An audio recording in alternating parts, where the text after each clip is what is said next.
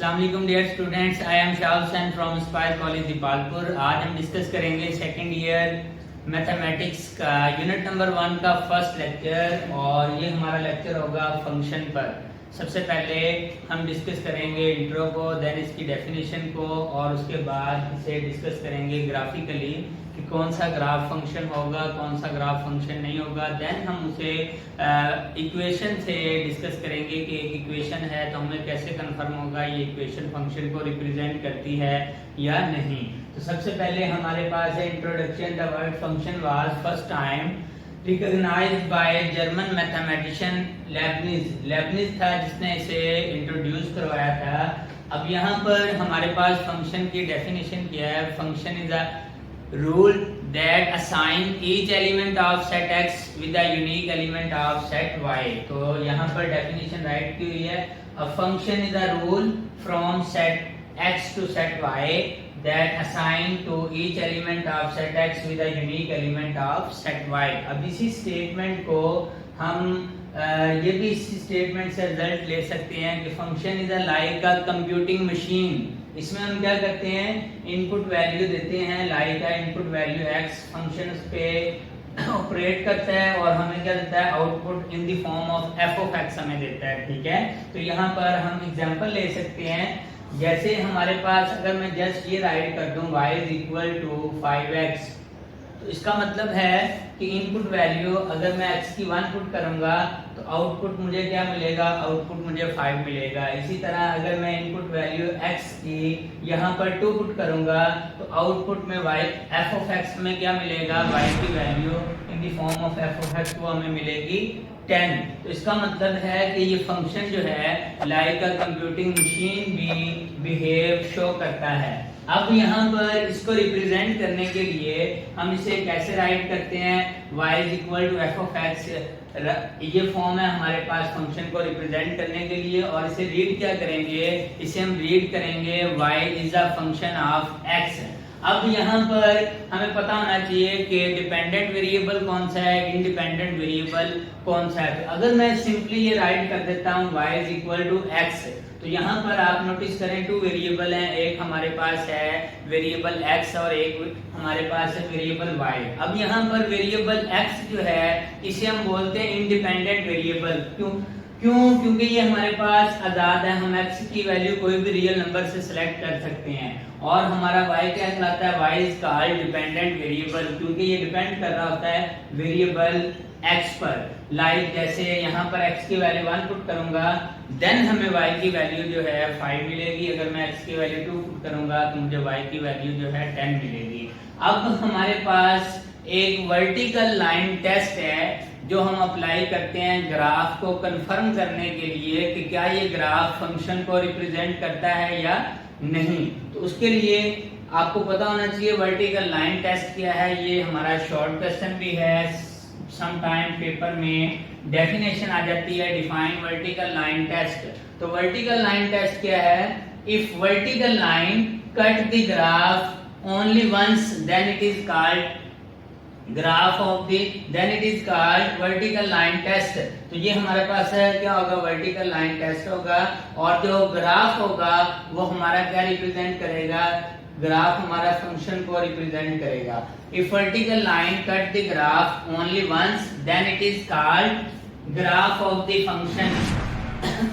अब हमारे पास है, यहाँ पर हमें चेक करना है कि कौन सा जो ग्राफ है ये डायग्राम रिप्रेजेंट की है, ये फंक्शन को रिप्रेजेंट करता है, और कौन सा ग्राफ जो है फंक्शन को रिप्रेजेंट नहीं करता। तो यहाँ पर हम ड्रा करेंगे एक वर्टिकल लाइन। अब यहाँ पर ये हमारे पास एक स्ट्रेट लाइन है जो y is equal to x को रिप्रेजेंट कर रही है। इस पे हम कहीं भी वर्टिकल लाइन ड्रा करते हैं तो ग्राफ को ये जस्ट एक पॉइंट पे कट कर रही है। तो इसका मतलब है ये जो ग्राफ है हमारा ये फंक्शन को रिप्रेजेंट करता है। अब हमारे पास सेकंड है सर्कल। ग्राफ हमने सर्कल रिप्रेजेंट किया है। अब यहाँ पर कहीं भी अगर हम vertical line test vertical line draw करेंगे तो ये वर्टिकल लाइन ग्राफ को मोर देन वन पॉइंट पे कट कर रही है। आप नोटिस करें, एक हमारे पास पॉइंट ये है, एक हमारे पास पॉइंट ये है, तो इट मींस ये जो ग्राफ है ये फंक्शन को रिप्रेजेंट नहीं करता। ऐसा ही हमने एक और ग्राफ लिया, ये लाइक अ यू शेप, इसे हम पैराबोला बोलते हैं। नेक्स्ट यूनिट नंबर 6 में हम इसे डिस्कस करेंगे। अब ये जो हमारे पास ग्राफ है ये फंक्शन को रिप्रेजेंट करता है। क्यों? क्योंकि हम इस पे कहीं भी वर्टिकल लाइन ड्रा करेंगे तो इस ग्राफ को ये वर्टिकल लाइन क्या करेगी, जस्ट एक पॉइंट पे कट करेगी। तो ये वाला जो ग्राफ है ये फंक्शन को रिप्रेजेंट करता है। फर्स्ट वाला ग्राफ यहाँ पर ये फंक्शन को रिप्रेजेंट करता है। ये सेकंड जो हमारे पास ग्राफ है ये फंक्शन को रिप्रेजेंट नहीं करता। और ये जो थर्ड ग्राफ है हमारे पास ये भी फंक्शन को रिप्रेजेंट करता है। अब यहाँ पर हमें ये तो था कि अगर ग्राफ हमें गिवन है, हम ग्राफ पर वर्टिकल लाइन ड्रा करके कंफर्म कर सकते हैं कि ये जो ग्राफ है फंक्शन को रिप्रेजेंट करता है या नहीं। अब यहाँ पर मैथमेटिकली अगर हमें चेक करना हो कि ये जो फंक्शन, ये जो इक्वेशन है ये फंक्शन को रिप्रेजेंट करती है या नहीं, like y is equal to X, ये हमारे पास इक्वेशन है और basically y is equal to X का ये हमने ग्राफ ड्रा किया हुआ है। यहाँ पर मैं राइट कर सकता हूँ, यहाँ पर हमारे पास है y is equal to X. तो ग्राफ ड्रा करने से तो हमें पता चल गया कि इस इक्वेशन का जो ग्राफ है वो फंक्शन को रिप्रेजेंट करता है। अब अगर हमें ग्राफ ड्रा नहीं करना, विदाउट ड्राइंग ग्राफ, हमें कैसे पता चलेगा कि ये जो इक्वेशन है फंक्शन को रिप्रेजेंट करती है या नहीं? जस्ट हमने ये देखना है y की पावर। आप नोटिस करें यहाँ पर y की पावर 1 है, यानी ऑड है। तो जब भी y की पावर ऑड होगी तो वो इक्वेशन क्या रिप्रेजेंट करेगी? वो इक्वेशन फंक्शन को रिप्रेजेंट करेगी। इट मींस ये जो इक्वेशन है ये किसको रिप्रेजेंट करती है? फंक्शन को। अब आप नोटिस करें सेकंड डायग्राम में हमने सर्कल ड्रा किया था और बेसिकली अगर ये सेंटर इसका सर्कल का ओरिजिन पर है तो सर्कल की यहाँ पर इक्वेशन क्या है? x² + y² is equal to r²। ये हमारे पास सर्कल की इक्वेशन है। अब ग्राफिकली हमें पता चल गया कि ये जो ग्राफ है फंक्शन को रिप्रेजेंट नहीं करता। अब अगर हमारे पास ये इक्वेशन गिवन है x² + y² is equal to r² और हमें ये चेक करना है कि क्या ये इक्वेशन फंक्शन को रिप्रेजेंट करती है या नहीं, तो हम इस इक्वेशन में जस्ट y की पावर देखेंगे। आप नोटिस करें यहाँ पर y की पावर इवन है। अगर y की पावर इवन होगी तो जो इक्वेशन होगी वो फंक्शन को रिप्रेजेंट नहीं करेगी। अब हमारे पास है next third y is equal to x²। आप नोटिस करें ये जो ग्राफ है इसे हम बोलते हैं पैराबोला और इसकी इस वक्त इक्वेशन क्या है? यहाँ पर इक्वेशन है y is equal to x²। अब यहाँ पर हमें ग्राफ से ये पता चल गया कि ये जो ग्राफ है फंक्शन को रिप्रेजेंट करता है। अब अगर हमारे पास ये इक्वेशन गिवन है तो हमें इक्वेशन से ग्राफ ड्रा करने की जरूरत नहीं है। हमने जस्ट ये देखना है कि यहाँ पर y की पावर क्या है। तो आप नोटिस करें यहाँ पर y की पावर है ऑड। अगर y की पावर ऑड है तो ये ग्राफ क्या रिप्रेजेंट करेगा? फंक्शन को रिप्रेजेंट करेगा। अब यहाँ पर एक हमारे पास नोट है पैराबोला, ये हमारा पैराबोला का ग्राफ ड्रा किया हुआ है। पैराबोला में और में नोट भी है फंक्शन, यानी पैराबोला फंक्शन हो भी सकता है, यानी पैराबोला का जो ग्राफ है वो फंक्शन हो भी सकता है और नहीं, ये डिपेंड करता है उसके ग्राफ पे या उसकी इक्वेशन पे। अब आप नोटिस करें कि अगर मैं ये राइट करता हूँ y is equal to x² तो यहाँ पर ये फंक्शन को, ये इक्वेशन फंक्शन को रिप्रेजेंट कर रही है। अब ये भी हमारे पास पैराबोला की स्टैंडर्ड इक्वेशन है y² is equal to 4ax। अब ये जो इक्वेशन है ये फंक्शन को रिप्रेजेंट नहीं करती। क्यों? क्योंकि यहाँ पर हमारे पास y की पावर क्या है? यहाँ पर हमारे पास y की पावर इवन है और जब हम इसका ग्राफ ड्रा करेंगे तो उस पर जब वर्टिकल लाइन ड्रा करेंगे तो वो ग्राफ जो है मोर देन 1 पॉइंट पे कट करेगा। लाइन जो है ग्राफ को मोर देन 1 पॉइंट पे कट करेगी। तो ये हमारा आज का टॉपिक था जिसमें हमने डिस्कस किया सबसे पहले फंक्शन को डेफिनेशन को देन हमने डिस्कस किया कि उसमें डिपेंडेंट वेरिएबल क्या है, इंडिपेंडेंट वेरिएबल क्या है, ग्राफिकली फंक्शन को, और अगर इक्वेशन गिवन है तो हम कैसे सेट कर सकते हैं कौन सी इक्वेशन फंक्शन को रिप्रेजेंट करती है और कौन सी नहीं। तो ये आज का फर्स्ट लेक्चर था। होप सो कि आपने इसे अंडरस्टैंड किया होगा। Thank you so much. अस्सलाम वालेकुम dear, I am Shah Hussain and today I am going to discuss about types of function। यानी आज के लेक्चर में हम फंक्शन की टाइप्स डिस्कस करेंगे। ये हमारा लेक्चर नंबर 2 है। इससे पहले प्रीवियस लेक्चर में हम फंक्शन को डिस्कस कर चुके हैं। तो टाइप्स ऑफ फंक्शन में हमारे पास अलजेब्रिक फंक्शन है, लीनियर फंक्शन है, क्वाड्रेटिक है, रैशनल फंक्शन है, इसी तरह कांस्टेंट फंक्शन है, आइडेंटिटी फंक्शन है, trigonometric function, inverse trigonometric, hyperbolic. तो हमारे पास ये नहीं फंक्शन की टाइप में काफी सारे फंक्शन हैं। यहाँ पर हम कुछ उनमें से डिस्कस करेंगे। सबसे पहले हमारे पास है अलजेब्रिक फंक्शन। अलजेब्रिक फंक्शन क्या होगा? A function which is defined by algebraic expression is called algebraic function. यानी ऐसा फंक्शन जो अलजेब्रिक एक्सप्रेशन को डिफाइन करे उसे हम क्या बोलते हैं? Algebraic function. और इसमें हमारे पास है पॉलिनोमियल फंक्शन। अब सबसे पहले हमें पॉलिनोमियल का आइडिया होना चाहिए कि पॉलिनोमियल क्या होता है। अगर मैं ये राइट करता हूँ p of x is equal to an x raised to power n plus an minus 1 x raised to power n minus 1 plus up to so on plus a1 x1 plus a naught, तो इसे हम बोलते हैं polynomial. तो अब हमारा polynomial function कौन सा होगा? A function of the form, ये जो पॉलिनोमियल फॉर्म का फॉर्म होगी इसे हम बोलते हैं polynomial function where an minus 1 an minus 2 up to so on a1 a naught are called real coefficient and n is the degree of the polynomial। अब यहाँ पे ये ख्याल रखिएगा कि यहाँ पर n जो है ये डिग्री ऑफ द पॉलिनोमियल है। अब समटाइम स्टूडेंट रीड करता है पावर, तो यहाँ पर ये ख्याल रखना है ये पावर नहीं है, क्योंकि डिग्री पर ये कंडीशन है कि वो नॉन नेगेटिव इंटीजर होगा। और जब हम पावर की बात करते हैं तो पावर नेगेटिव भी हो सकती है, पॉजिटिव भी हो सकती है, फ्रैक्शनल भी हो सकती है। तो यहाँ पर पॉलिनोमियल की n क्या है? डिग्री है। अब यहाँ पर हमारे पास ये जो फर्स्ट कोफिशिएंट है a सबस्क्रिप्ट n, an इसे हम बोलते हैं लीडिंग कोफिशिएंट। नेक्स्ट हमारे पास है लीनियर फंक्शन। वेरी सिंपल, ऐसा फंक्शन जिसमें पॉलिनोमियल की डिग्री 1 होगी उसे हम क्या बोलेंगे? Linear function. If the degree of the polynomial is 1 then it is called linear function. तो वो हमारे पास कौन सा होगा? Linear function. अगर मैं राइट करता हूँ y is equal to 2x plus 3, तो ये हमारे पास क्या है? एक लीनियर फंक्शन है।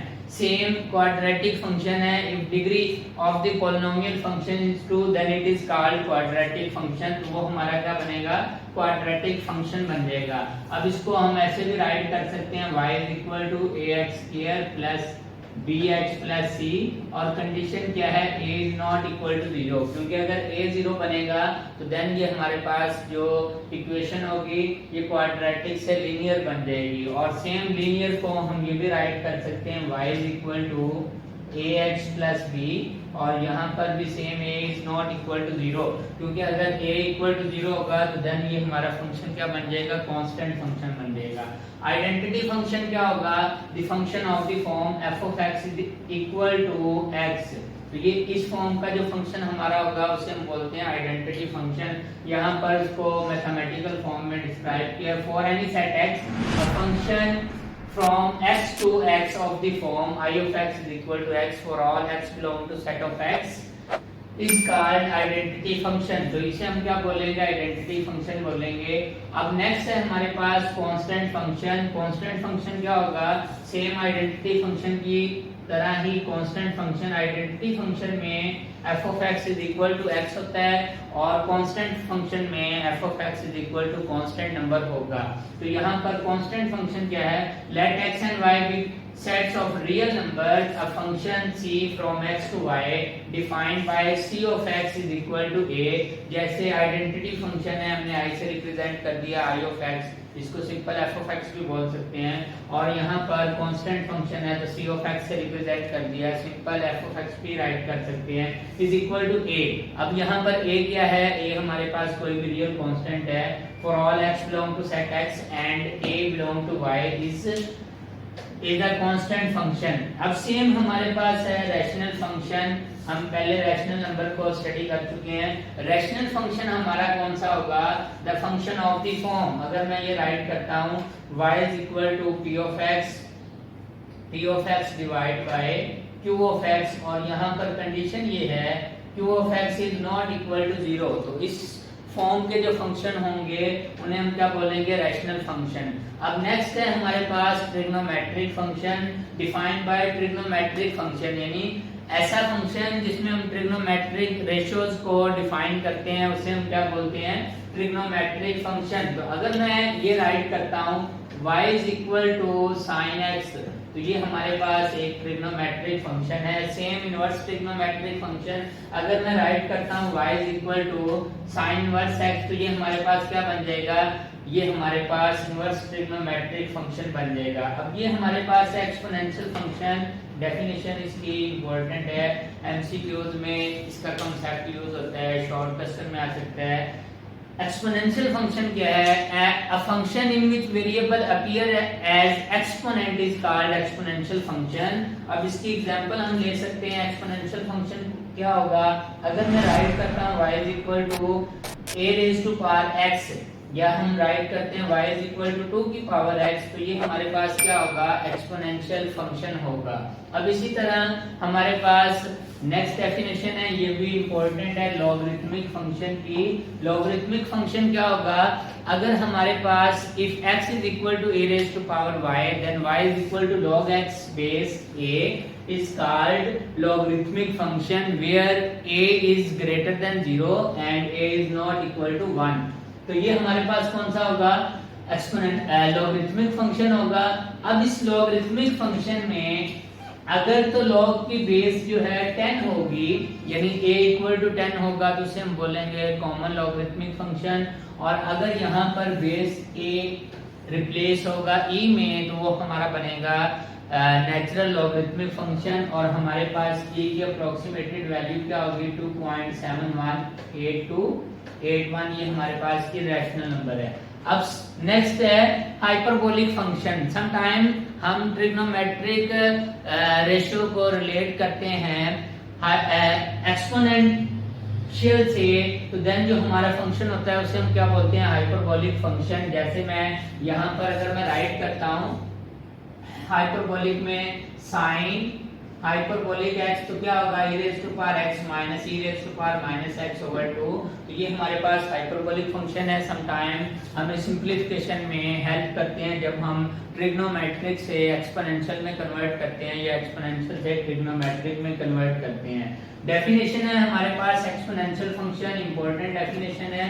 एक्सपोनेंशियल फंक्शन ऐसा फंक्शन होता है जिसमें वेरिएबल इजीली एक्सप्रेस कर सकते हैं वेरिएबल x को इन टर्म ऑफ y, तो ऐसा फंक्शन जिसमें हम वेरिएबल x को इजीली एक्सप्रेस कर सकें, डिस्क्राइब कर सकें in term of variable y, उसे हम बोलते हैं एक्सप्लिसिट फंक्शन। अगर मैं राइट करता हूँ y is equal to 2x plus 5, तो ये हमारे पास एक्सप्लिसिट फंक्शन है, क्योंकि जब मैं यहाँ पर x की वैल्यू 1 लूंगा तो हमें y की वैल्यू क्या मिल जाएगी, 7, तो यानी x की वैल्यू पे इजीली हम इसे y को एक्सप्रेस कर सकते हैं, डिस्क्राइब कर सकते हैं।